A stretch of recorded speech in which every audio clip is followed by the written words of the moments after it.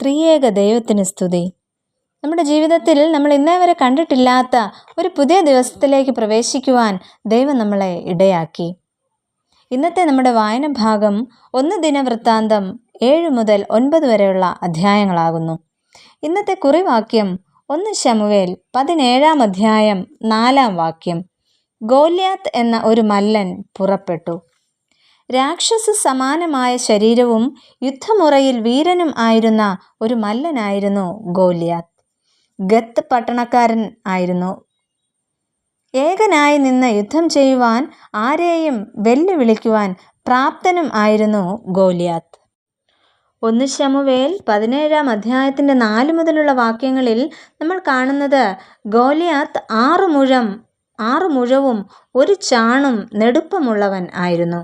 അവന് തലയിൽ ഒരു താമ്ര ശിരസ്ത്രം ഉണ്ടായിരുന്നു. അവൻ 5000 ശേക്കെൽ തൂക്കമുള്ള ഒരു താമ്ര കവചവും ധരിച്ചിരുന്നു. അങ്ങനെ ഗോലിയാത്തിനെ കുറിച്ചുള്ള വർണ്ണനകൾ ധാരാളമാണ്. എന്നാൽ ഗോലിയാത്ത് ഇസ്രായേൽ ജനതയോട് പറഞ്ഞത് ഇപ്രകാരമായിരുന്നു: എന്നോട് അംഗം പൊരുതി എന്നെ കൊല്ലുവാൻ പ്രാപ്തനായാൽ ഞങ്ങൾ അഥവാ ഫെലിസ്ത്യർ നിങ്ങൾക്ക് അടിമകളാകും.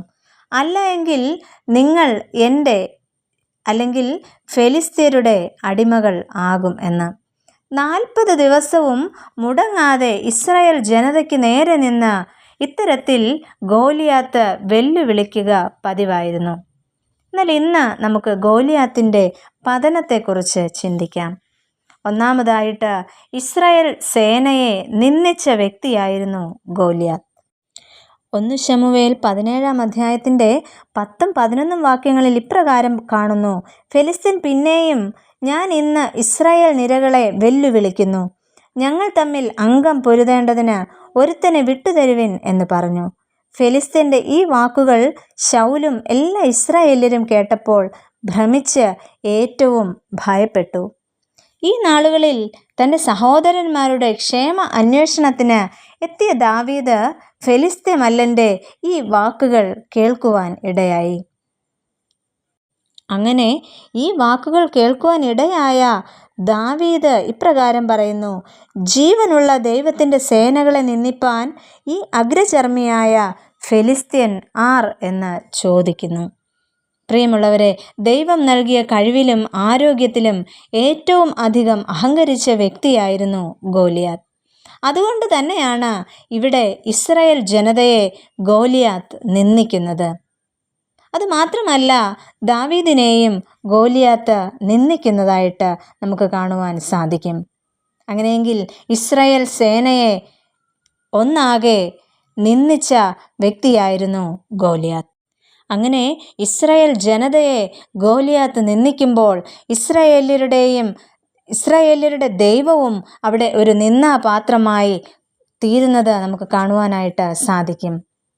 എന്നാൽ പ്രിയമുള്ളവരെ, ജീവനുള്ള ദൈവം ആരാണ് എന്ന് മനസ്സിലാക്കുവാൻ ഫെലിസ്ത്യ ജനതയ്ക്ക് അവിടെ സാധിക്കുന്നു. രണ്ടാമതായിട്ട്, നിന്ദ തൻ്റെ പതനത്തിന് കാരണമായി.